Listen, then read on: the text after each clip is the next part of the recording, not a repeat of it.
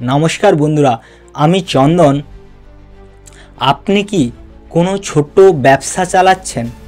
आपनी की भाबছেন जे किभाबे व्यवसा शुरू करबेन, किभाबे आपनार व्यवसाय आरो कास्टमार बाड़ाबेन, आपनार कास्टमारदेर किभाबे धरे राखबेन, ताहले आजकेर भिडियोटा आपनार जन्य। এই ভিডিওতে আমি আপনাদের সঙ্গে 5টি স্ট্র্যাটেজি শেয়ার করব যেগুলো আপনি যদি ফলো করেন তাহলে আপনার ব্যবসা শুধু টিকে থাকবে না এবং ধীরে ধীরে বাড়তে থাকবে। বন্ধুরা এই ভিডিওটা মন দিয়ে দেখুন। এই ভিডিওর শেষে আমি কিছু টিপস দেব যেগুলো আপনার ব্যবসাকে আরো বড় করতে সাহায্য করবে। তো চলুন শুরু করা যাক। প্রথম হচ্ছে ব্যবসার পরিকল্পনা ও উদ্দেশ্য। সঠিক পরিকল্পনা ছাড়া কোনো ব্যবসা টিকে থাকতে পারে না। এর জন্য আপনি নিম্নলিখিত প্রশ্নগুলো নিজেকে করতে পারেন। আপনি কী ধরনের পণ্য বা সেবা প্রদান করেন? আপনার কাস্টমার কারা? আপনার ব্যবসার লক্ষ্য কী? বন্ধুরা এই যে 3টি কোশ্চেন আমি আপনাদের সঙ্গে শেয়ার করলাম, এটা আপনার ব্যবসার মূল উদ্দেশ্য কি সেটা নির্ধারণ করতে আপনাদের সাহায্য করবে। উদাহরণ হিসেবে এটা বলা যেতে পারে, ধরুন আপনার একটা ছোট্ট ফাস্টফুডের দোকান রয়েছে, তাহলে আপনার দোকানের উদ্দেশ্য হচ্ছে প্রতিদিন আপনার কাস্টমার 50% করে বাড়ানো।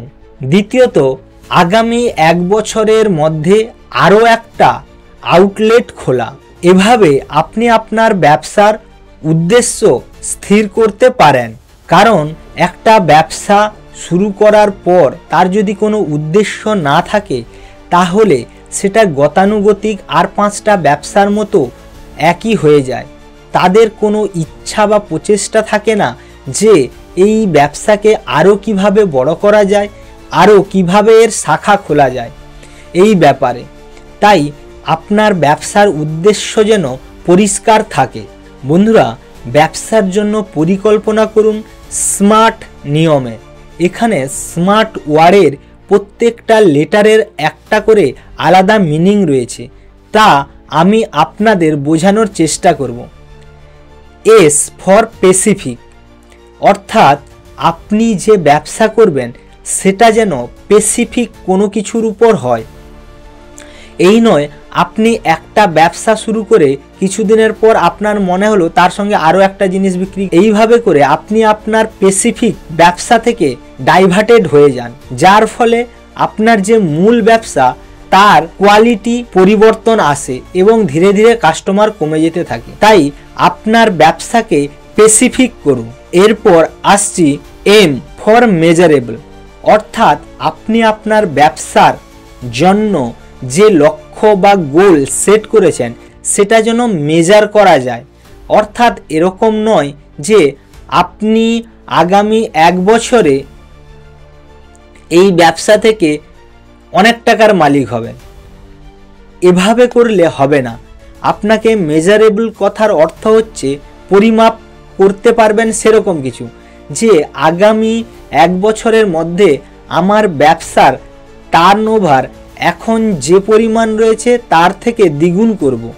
অর্থাৎ যদি এখন বছরে আমি 5 লাখ টাকা ইনকাম করি, আগামী বছর ওটাকে 10 লাখ টাকায় কী করে করা যায় সেটা চেষ্টা করব, এভাবে যাতে মেজার করা যায়। অথবা আপনি এটা স্থির করতে পারেন, এ মাসে আমার যে পরিমাণ দোকানে কাস্টমার এসেছে আমি সামনের মাসে এর থেকে কিভাবে আরও বেশি কাস্টমার আনবো, বা এই কাস্টমার এই মাসের থেকে সামনের মাসে যাতে দ্বিগুণ হয় সে ব্যবস্থা করব।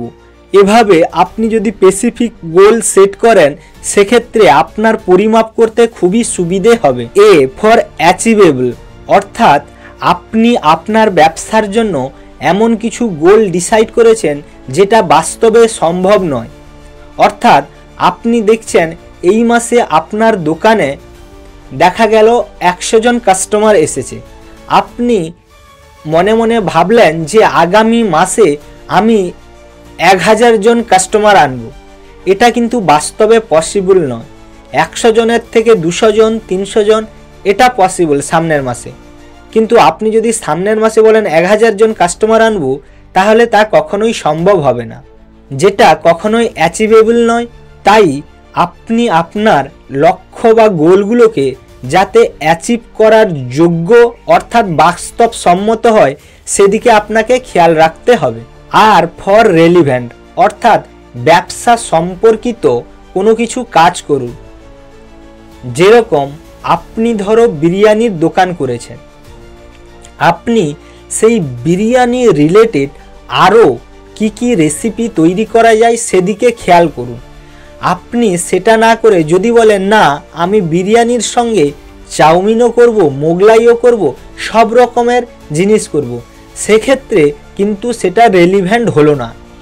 আপনাকে এরকম করতে হবে, যদি বিরিয়ানির দোকান হয়, বিরিয়ানির বিভিন্ন রকম উপায়ে আলাদা আলাদা টেস্টে কিভাবে করা যায় সেদিকে আপনাকে নজর দিতে হবে।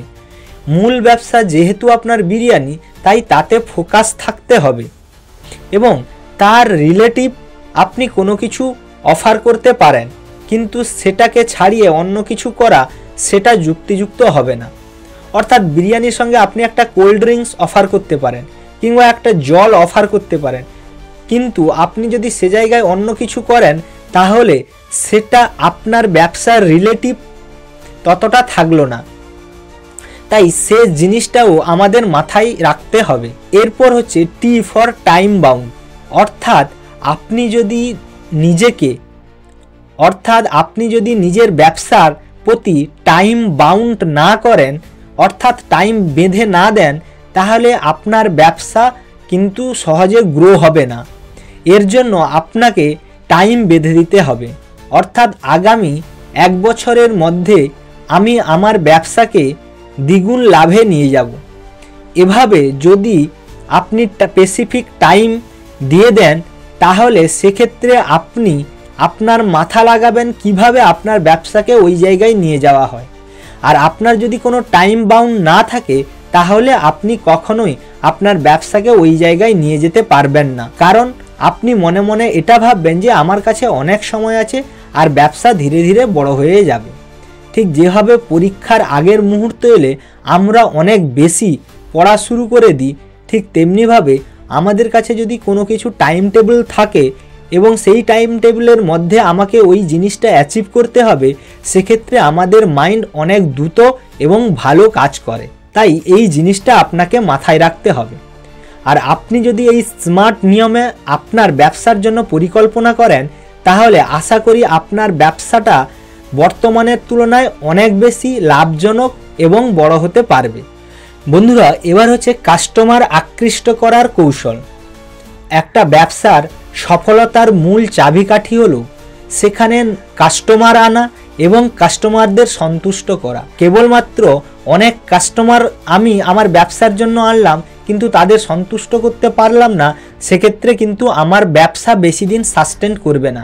তাই এটা ব্যবসার মূল চাবিকাঠি, এটা আপনাকে সবসময় মাথায় রাখতে হবে। বন্ধুরা, এবার আসছি কিছু কার্যকারী উপায় যার মাধ্যমে আপনি কাস্টমার বাড়াতে পারেন। 1 নম্বর, ভালো মানের পণ্য ও সেবা দিন। অর্থাৎ বন্ধুরা, আপনি যদি কাস্টমারকে কোনোভাবে খারাপ পণ্য বা খারাপ সেবা দিয়ে থাকেন, তাহলে সেই কাস্টমার কখনোই আপনার দোকানে বা শপে ঘুরে আসবে না। তাই এই জিনিসটা মাথায় রাখবেন যে কেবলমাত্র সস্তার জিনিস দিয়ে আমি কাস্টমার অনেক অ্যাকোয়ার করে নেব ভালো জিনিসের পরিবর্তে, তাহলে সেটা কিন্তু ভুল ধারণা। সবসময় এটা মাথায় রাখবেন, বেস্ট কোয়ালিটি দেবেন এবং কাস্টমার যাতে আপনার সুনাম করে বাকি জনের কাছে, সেই দিকটা মাথায় খেয়াল রাখবেন। তার জন্য আপনাকে আপনার প্রোডাক্ট বা সার্ভিসকে অনেক ভালো মানের হতে হবে, তাতে ওয়ার্ড অফ মাউথ ব্যাপারটা ঘটবে এবং আপনি খুব সহজে আরও অনেক বেশি কাস্টমার পাবেন। 2 নম্বরে হচ্ছে অফার দিন। অর্থাৎ আপনি এরকম করতে পারেন আপনার ব্যবসার ক্ষেত্রে যে আপনার ব্যবসায় প্রথম 10 জন কাস্টমারকে বাই 1 গেট 1 ফ্রি দেবেন। উদাহরণ হিসেবে বলা যেতে পারে, আপনার যদি বিরিয়ানির দোকান হয় তাহলে প্রথম 10 জন কাস্টমারকে buy one get one offer দেবেন। তাতে কি হবে, কাস্টমাররা বাই ওয়ান গেট ওয়ানের জন্য আপনার দোকানের সামনে বিশাল বড় লাইন করবে।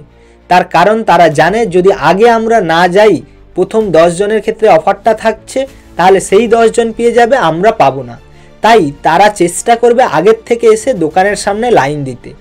এভাবে আপনি আপনার কাস্টমার বাড়াতে পারেন এবং ধীরে ধীরে আপনার এই অফারের জন্য অনেক ভালো প্রচার ঘটবে এবং অনেক বেশি কাস্টমার পাবেন। 3 নম্বর, কাস্টমারদের সঙ্গে সম্পর্ক ভালো গড়ে তুলুন। অর্থাৎ আপনি যে কাস্টমারকে যেভাবে সেবা প্রদান করছেন সেটা যেন একটা স্মাইলি ফেস থাকে, এই নয় আপনি গম্ভীর হয়ে কাউকে কিছু সার্ভ করছেন।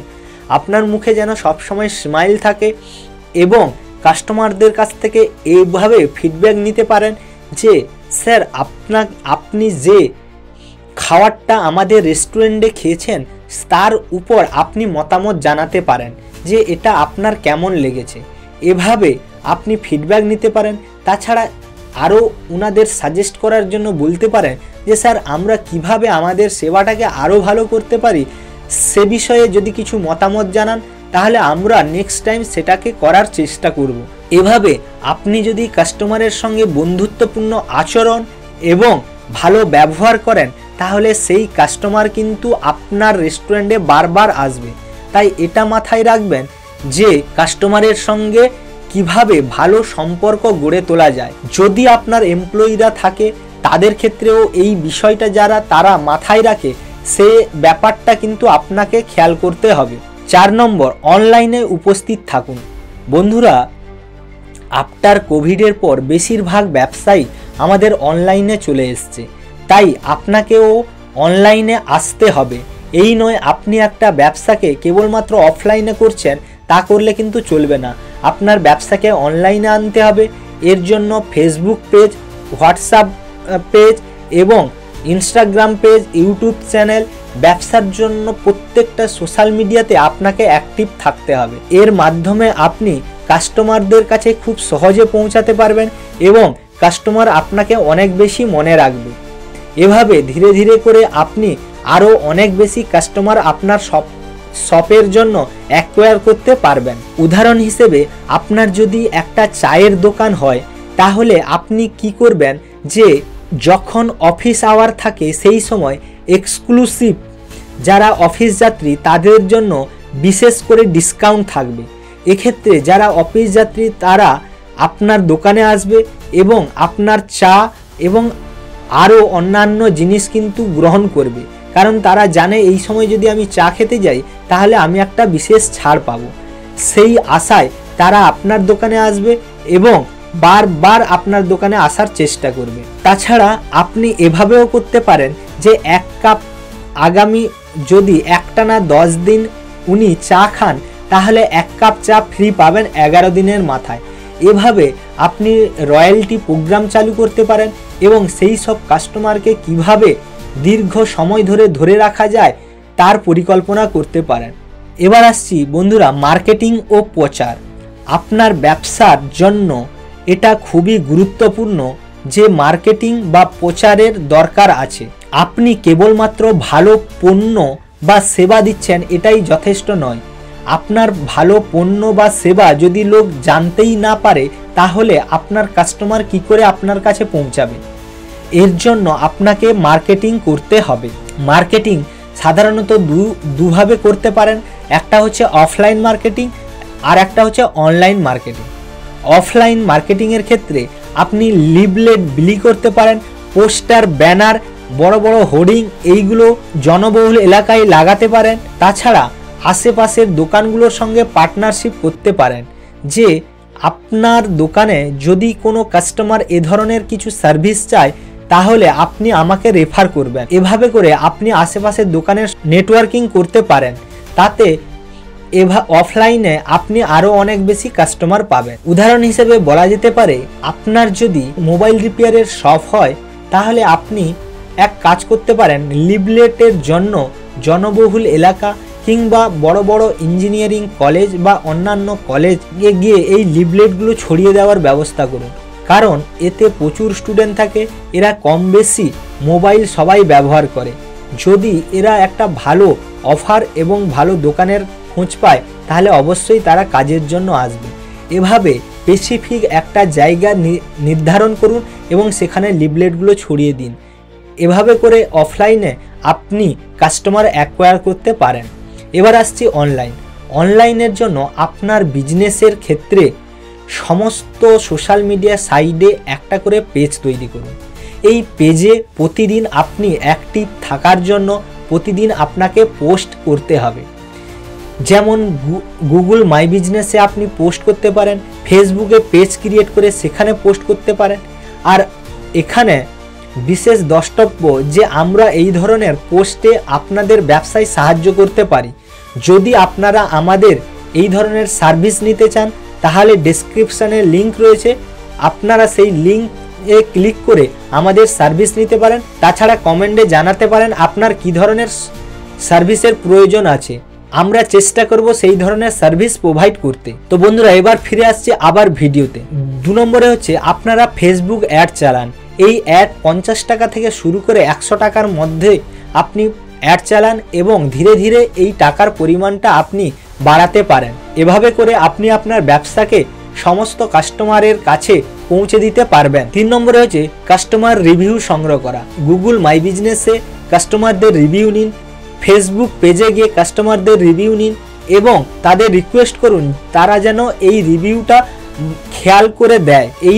কারণ এতে আপনার বিজনেসের ভিজিবিলিটি অনেক বাড়ে এবং গুগল অনেক আগে রেফার করবে যে আপনার যেহেতু বিজনেস অনেক ভালো তাই।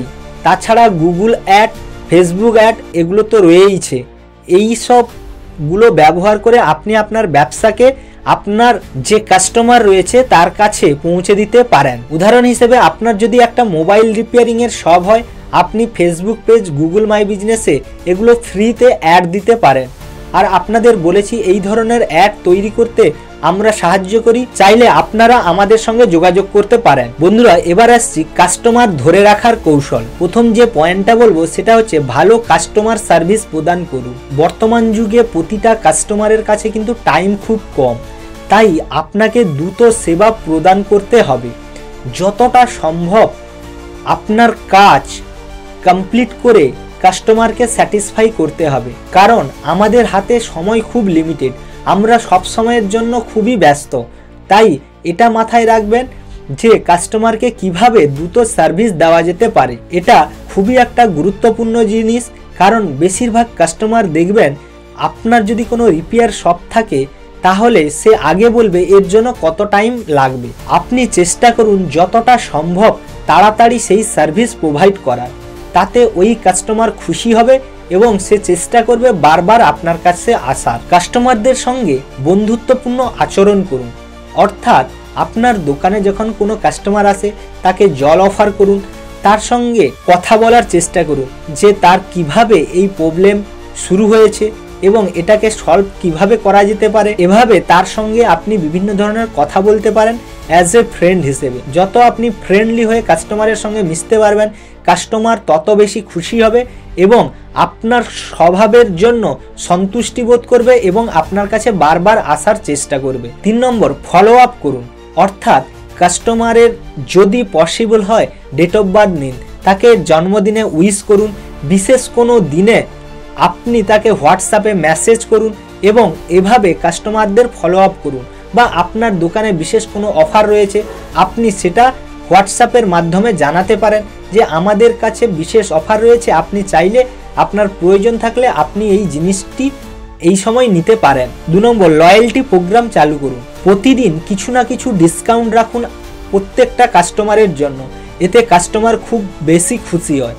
দ্বিতীয়ত এটা করতে পারেন আপনার যদি কোনো পুরনো কাস্টমার নতুন কাস্টমার নিয়ে আসে তাহলে পুরনো কাস্টমারের ক্ষেত্রে বিশেষ একটা ডিসকাউন্টের ব্যবস্থা করে দেবেন। নেক্সট টাইম যখন সে আপনার শপে আসবে তখন তার জন্য বিশেষ কিছু ডিসকাউন্ট করে দেবেন। এভাবে আপনি যদি কাস্টমারের জন্য ভাবেন তাহলে কাস্টমারও আপনার জন্য ভাববে এবং সে চাইবে আরও বেশি লোককে নিয়ে আসতে আপনার দোকানে। কাস্টমারদের সঙ্গে সম্পর্ক বজায় রাখুন। আমরা যে সার্ভিস বা প্রোডাক্ট সেল করছি সেক্ষেত্রে আমরা কিন্তু কখনো কাস্টমারের কাছ থেকে ফলো আপ নিই না। এটা আমাদের একটা ভুল ধারণা। আমরা যদি কাস্টমারের কাছ থেকে ফলো আপ নিই এবং সময় বিশেষে তাদের কাছে ফোন করে জানতে চাই আমাদের প্রোডাক্ট বা সার্ভিস তাদের কেমন লেগেছে, তাহলে আপনার ব্যবসার সঙ্গে কাস্টমারের একটা ভালো সম্পর্ক গড়ে ওঠে। এই সম্পর্ক জন্য কাস্টমাররা বারবার আপনার কাছে কিন্তু ওই প্রোডাক্ট বা সার্ভিসের জন্য আসে। তাই কাস্টমারের সঙ্গে ভালো সম্পর্ক যাতে বজায় থাকে সে দিকটি মাথায় রাখুন। তাছাড়াও তো রয়েছে, আপনি বছরের প্রথম দিনে অথবা বিভিন্ন ফেস্টিভ্যাল বা বিশেষ কোনো দিনে তাদেরকে উইশ করুন। সেক্ষেত্রেও আপনার সঙ্গে কাস্টমারের একটা ভালো বন্ড তৈরি হয়। এভাবে কাস্টমারের সঙ্গে আপনি ভালো সম্পর্ক তৈরি করতে পারেন। ব্যবসার উন্নতি ও নতুন সুযোগের সৃষ্টি। বন্ধুরা, আপনার ব্যবসায় নতুন নতুন আইডিয়া এবং নতুন অফার নিয়ে আসুন। আপনি কিন্তু গতানুগতিক ব্যবসা করলে চলবে না, এটা আপনাকে মাথায় রাখতে হবে। দ্বিতীয়ত, প্রতিযোগী বিশ্লেষণ করুন। অর্থাৎ আপনি যে ব্যবসাটা করছেন, আপনার যে কম্পিটিটররা রয়েছে তাদেরকে বিশ্লেষণ করুন। তারা তাদের ব্যবসায় কি করছে এবং আপনি তাদের তুলনায় কি ভালো করতে পারেন। এটা যদি সবসময় মাথায় না রাখেন তাহলে আপনি আর 5টা বিজনেসের সঙ্গে এক হয়ে যাবেন এবং আপনার ব্যবসা খুব একটা বড় করতে পারবেন না। তাই এই জিনিসটা কিন্তু মাথায় রাখবেন। 3 নম্বর, কাস্টমারদের মতামত নিন এবং সেগুলো প্রয়োগ করুন। অর্থাৎ আপনি আপনার ব্যবসার ক্ষেত্রে কি ভালো করতে পারেন সেটা কাস্টমারের কাছ থেকে মতামত নিন, কারণ সেটা কাস্টমার ছাড়া আর কেউ ভালো বলতে পারবে না। তাই সেই মতামতগুলো নিয়ে সেগুলোকে পর্যালোচনা করুন এবং সেগুলোকে আপনার ব্যবসায় কিভাবে ইমপ্লিমেন্ট করা যায় সে ব্যাপারে ভাবুন। নতুন নতুন বাজারে প্রবেশ করুন। অর্থাৎ আপনি যদি একটা এলাকায় শপ করে থাকেন, সেখান থেকে আবার নতুন এলাকা যান, নতুন এলাকায় আবার একটা শপ তৈরি করার চেষ্টা করুন। এভাবে করে আপনি আপনার ব্যবসাকে ধীরে ধীরে বাড়িয়ে তুলতে পারেন। 5 নম্বরে হচ্ছে, আপনি যে ব্যবসা করছেন আপনার এমপ্লয়িদের বিশেষ ট্রেনিংয়ের ব্যবস্থা করুন, কারণ তাদের ট্রেনিং দিয়ে যত ভালো তৈরি করতে পারবেন, তারা যত ভালো কাস্টমার সার্ভিস প্রদান করবে, আপনার ব্যবসার কিন্তু সুনাম তত বেশি ছড়িয়ে পড়বে। তাই তাদের জন্য বিশেষ ট্রেনিং এর ব্যবস্থা করুন। তাছাড়া তাদেরকে নিয়ে মাঝে মাঝে মিটিংয়ে বসুন এবং ওদের কাছ থেকে আপনার ব্যবসাকে কিভাবে আরও ভালো করা যায় সে মতামতগুলোও নিন। ওদেরকে বলুন যে আপনি আর কি করতে পারেন এই ব্যবসাকে ভালোভাবে চালানোর জন্য। দেখবেন তাদের কাছে অনেক ভালো ভালো আইডিয়া থাকে যা আপনাকে দেবে, আর আপনি সেই আইডিয়ার মধ্যে যেটা বেস্ট সেটাকে বেছে নিয়ে আপনার ব্যবসায় অ্যাপ্লাই করুন। দেখবেন আপনার ব্যবসা অনেক বেশি ভালো চলবে আগের অবস্থার তুলনায়। তাই তাদের মতামত নেওয়াটাও খুবই গুরুত্বপূর্ণ। বন্ধুরা, আজকের ভিডিওতে আমরা যা যা শিখলাম তা হচ্ছে কিভাবে একটা ব্যবসার জন্য পরিকল্পনা করবেন, কিভাবে আপনার ব্যবসার জন্য কাস্টমার আনবেন, কিভাবে আপনি আপনার ব্যবসার মার্কেটিং করবেন, কিভাবে আপনার ব্যবসার উন্নতি ও প্রসার ঘটাবেন, কিভাবে আপনার কাস্টমারদের ধরে রাখবেন। বন্ধুরা, এই ব্যবসা নিয়ে যদি কোনো ধরনের প্রশ্ন থেকে থাকে তাহলে কমেন্টে জানাতে কিন্তু ভুলবেন না। ভিডিওটা ভালো লাগলে লাইক করুন, শেয়ার করুন আপনার ব্যবসায়ী বন্ধুদের সঙ্গে বা যারা নতুন ব্যবসা খুলতে চাইছে তাদের সঙ্গে। আশা করি এই ভিডিওটা তাদের খুব উপকারে আসবে এবং তারাও আপনাকে বাহবা জানাবে। তো ভিডিওটা দেখার জন্য অসংখ্য ধন্যবাদ। দেখা হচ্ছে পরের ভিডিওতে।